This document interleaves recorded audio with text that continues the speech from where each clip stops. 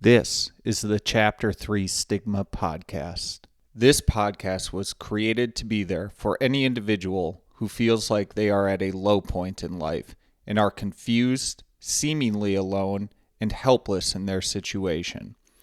I am a recovering alcoholic, and I felt this way too, until I sat across the table from another addict who shared his story and made me realize that I was not alone in my struggles.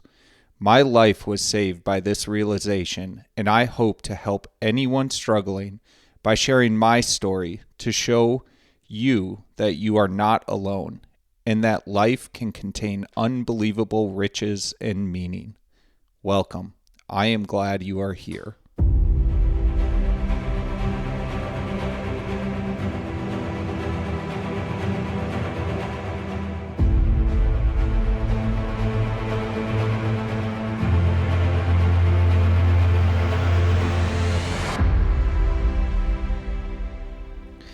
Hey folks, welcome to episode 14 of the Chapter 3 Stigma podcast.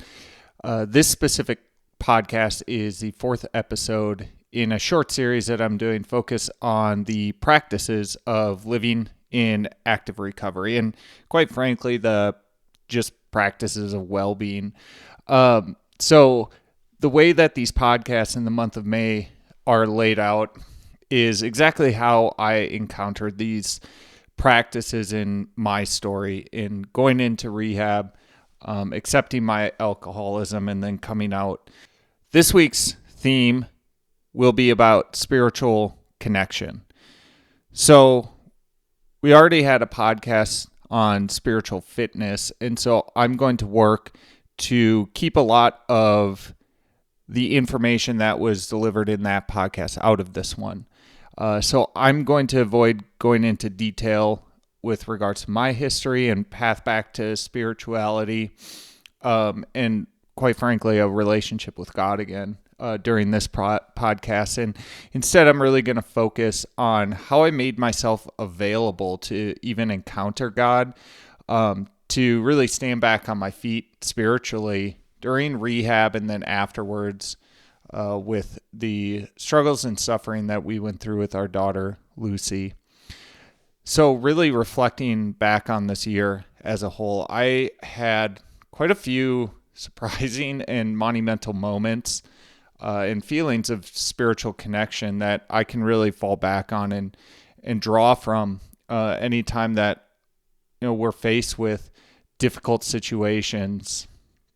And it really all started with and stemmed from the realization while I was in rehab that while I had told myself I was going to commit to everything and just trust the process while in rehab, that I was still putting up barriers when it came to AA and it came to God and my connection with a higher power. And I just want to pause for a moment to just kind of talk about why it is that I seem to always talk about AA and God or AA and spirituality in conjunction. And that is because once you get into it, AA truly is just a spiritual program. Again, this is going to be contentious. I will be honest, I probably wouldn't have believed this when I was struggling with my addiction, or I should say I know I wouldn't have believed this, but it has become very clear to me. Alcoholism and addiction as a whole is at its root cause a spiritual malady. That is why AA has emerged as like the clear best alternative when it comes to addressing and solving the issue of alcoholism and addiction. So that's why AA and God always get coupled together, or generally get coupled together as I'm touching on those topics. But again, one of the key monumental moments in my journey was deciding to give God a try and then going to an AA meeting and specifically hearing someone state, "I do not want a God that I can understand." That simple sentence unlocked everything for me, and quite frankly, it saved my life. As I started to think about it more, I really came up with a small set of questions that I think are really powerful for people to ask themselves, and they stem directly from this statement.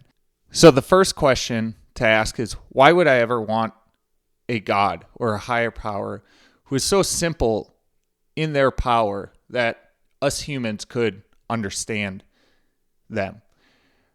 I really couldn't come up with a good reason on that front. The second question is, who am I to say there is no God? I really stepped back when I was in this situation and looked at my life. My life was in shambles. It was unmanageable. It was so bad, I checked myself into rehab. So I got quite a dose of humility going on in my life at that time. And I truly asked myself, who am I to say and to be so smart to state that there is no God? I had played games, mental and intellectual games, trying to more or less justify or talk myself out of needing to believe in God. That had led me to the ultimate low point in my life, and was one of the key drivers in my addiction and alcoholism story. And then finally, the big question for me that I think kind of unlocked everything was, what is the downside of me purely as an individual believing in God? Now, this question came with a few caveats in my mind to really drive to an understanding that I genuinely don't see any downside in it. Those caveats are, I truly don't have a desire to evangelize, which is semi-ironic to me, creating a podcast about spiritual connection. But I truly believe that I, as an individual, have too many issues that I need to work on for myself to ever believe that I can actually and legitimately tell people what they should do or what they should believe. That's just not my end game with this at all. My relationship with God is purely mine and my own. The second caveat is just that I maintain that I will do absolutely bare minimum harm to anyone else. My vision and my goal in life is to really express and manifest minimal harm to others. And I say that because one of the things that drove me away from spirituality and a relationship with God was witnessing people doing malicious and terrible and violent things in the name of God. But again, with my personal relationship with God, if I commit and if I make a commitment that I will do minimal harm to others, again, I don't see a future where my God in my relationship with him is going to tell me to commit wrongs. And then the final caveat, and quite literally the only downside that I could think of, was, well, people are going to make fun of me. That thought caused me to pause for a moment and go, hey man, maybe take a look around at your life, where you're at. Here I am in my mid-30s in rehab after trying to take my own life with a second child on the way. I think I can handle a few snide remarks. If that's what I have to put up with to have a genuine relationship with God, I will pay that price.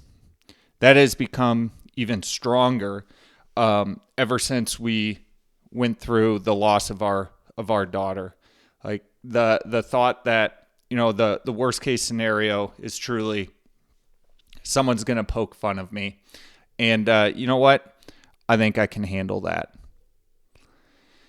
So after that moment, and that evening, really from the time that I heard that statement and started thinking through these questions, I started to allow God into my life and really tried getting comfortable talking about it. What I discovered was that just like my first experience, stating the fact that my name is Kyle, I'm an alcoholic, where that last part of the statement about me being an alcoholic was getting caught up in my throat. Talking about God and my spiritual beliefs and connection also got caught up in my throat for the first few times. And then the more I talked about it, the more I thought about it, the easier it and more natural that it became. I just want to double down on the fact that I am truly only concerned with myself and my own relationship with God. What others do, what others believe, and what others say really has no bearing on me and my relationship that I have. Reflecting back on my life before rehab and before the intensity of our life during Lucy's life on earth here, I really only got those spiritual connections or like senses of wonderment and egolessness of being like small in the grand scheme of things when I was out in large, wide open spaces in the mountains. It was a key driver in causing us to move out west here, is because I felt that sense of spiritual connection when I was out in the mountains, but it wouldn't last. I would get back to life and I would fall back into my old thought patterns and practices, and I would lose that connection. I just could not sustain it. But suddenly, after I found my relationship again, I was discovering that I was thinking about and feeling these wonders, moments of awe, these egoless time periods in everyday life. The extreme example, being Lucy's life, and specifically when we found out about her health concerns and really the amount of risk that was at play with her life. And that moment in the doctor's office truly cemented things for me. It really felt like I got a quick glimpse of the fact that everything has a purpose. Everything is part of a plan, and I have no control over that plan. Again, that moment in the doctor's office when we found out about Lucy's health concerns was a realization for me that God always knew that Lucy was going to come into my life, come into my wife's life. And the only way to prepare us for this was to give me a 12-year struggle with alcoholism that was ended with just true and utter acceptance that I couldn't handle it anymore on my own. It allowed me to work on myself. It allowed me to connect back with God. And it was only because of my spiritual connection and faith that I was able to continue forward through the months that we had in front of us with Lucy and her care.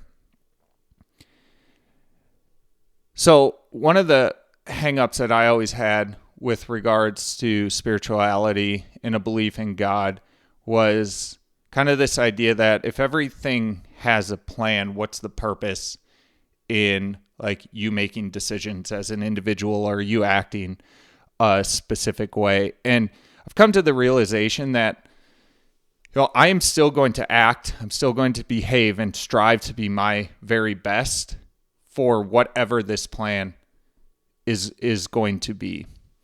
It is no longer demoralizing to me to think that every single action is leading somewhere that's already known, but I don't know it.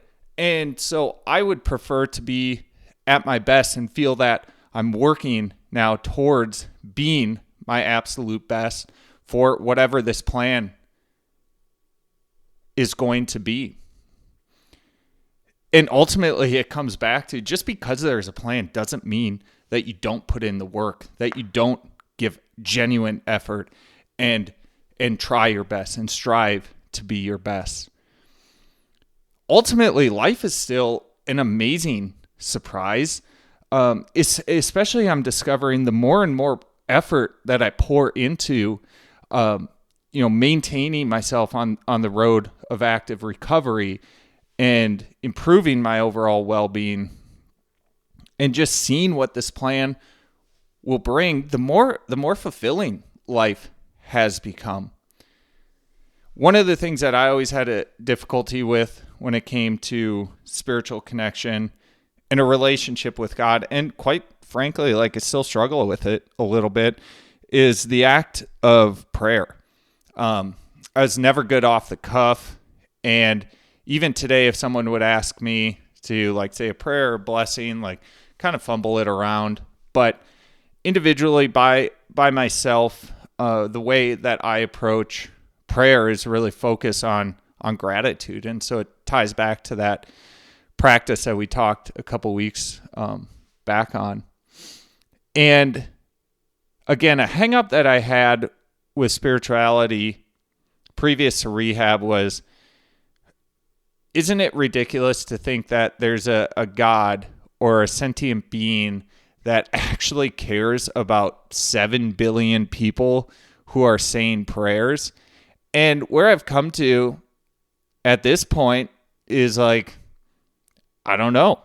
Maybe there is. Maybe there isn't. Does it really matter? Is it worth throwing out a relationship with God and the strength that comes from it over a detail like that? And so where I've shifted my thinking as it pertains to that item and as it pertains to prayer is I just straight out state when I am praying or asking for something that is selfishly motivated. This truly came out in a big way when we would go to Lucy's doctor visits when my wife was pregnant with her. I don't know if I've really driven this point home, but the given her condition, we never knew if or when Lucy's heart was going to just stop beating. And so every single doctor's visit that we went into, when they brought the ultrasound machine in, or when we went into the room, it truly was unknown if we would have a heartbeat or not. And so before every doctor's visit, and this was months of visits every single week, my wife and I would pause and pray before we left the car to walk in. And the general theme of our prayer is our selfish desire is to hear a heartbeat and to see Lucy gaining strength and developing normally.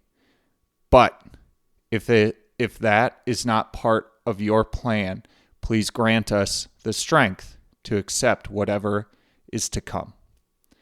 That general framework of a prayer has really strengthened me, and it is something that I go to quite often because it allows myself to step back and say that, yes, there is a selfish desire that I have in that situation, but I also realize that I do not control many of the aspects that will lead to that selfish desire either manifesting or not.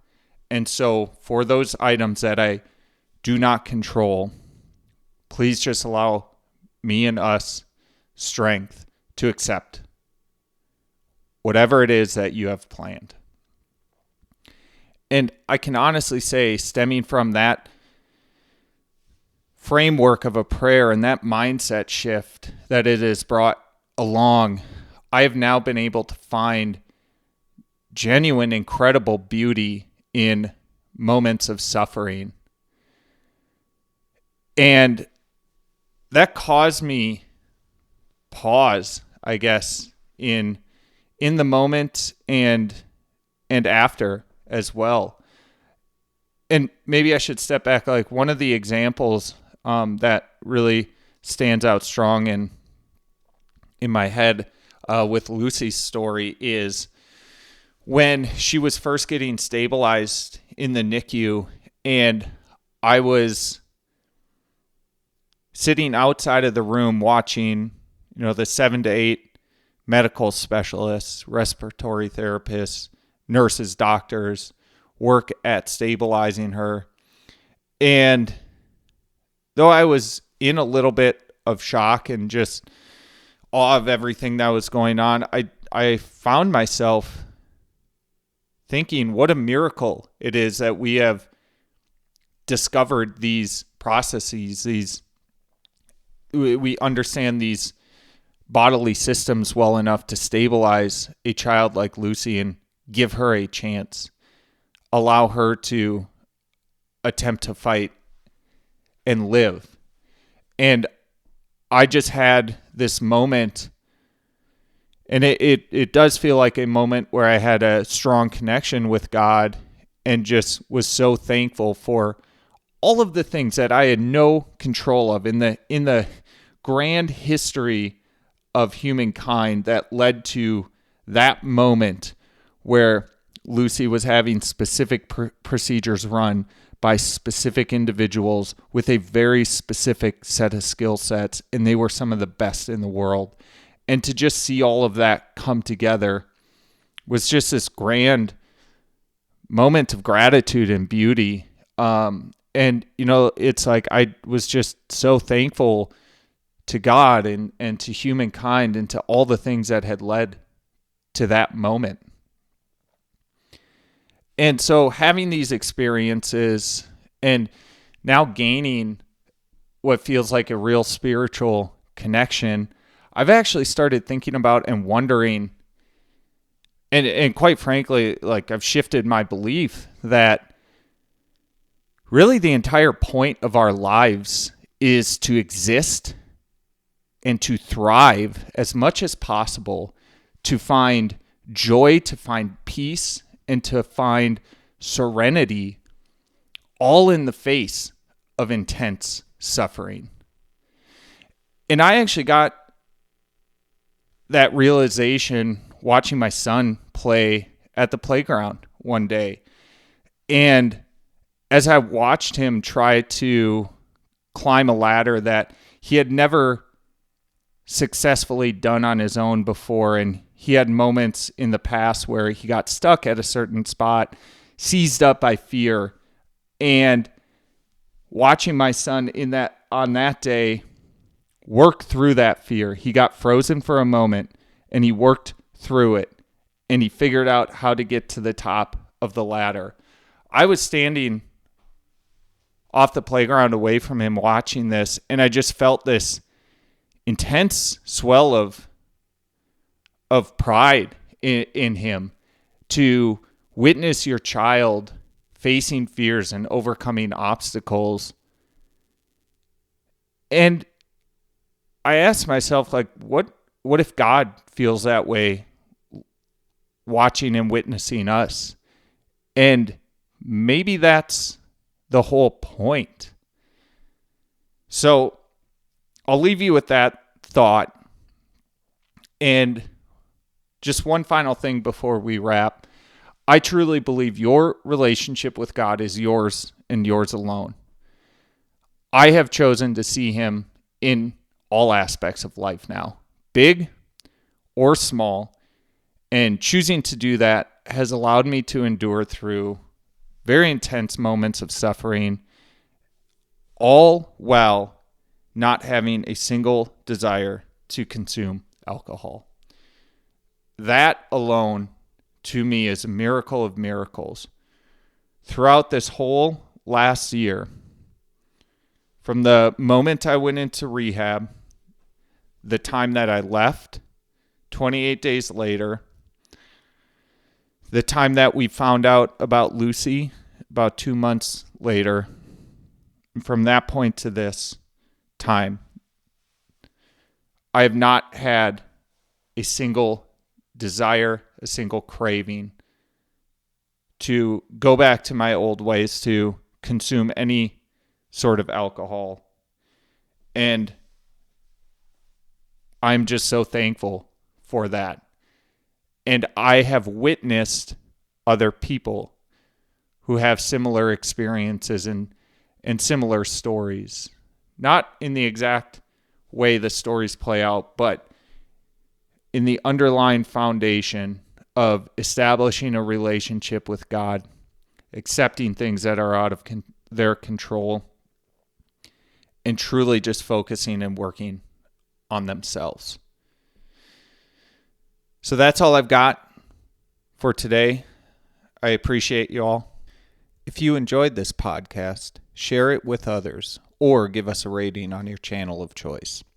My hope is that my story can help others in their struggles with addiction or any other aspects of life that they feel could be bettered. You can follow us on social media at Chapter 3 Stigma on Instagram and YouTube. I cannot solve your problems for you, but I can listen. If you want to reach out with a message through one of those channels, I will respond and let you know that you are not alone. All the best, you are loved, and life is worth every struggle and bit of suffering you have to endure. Until next time.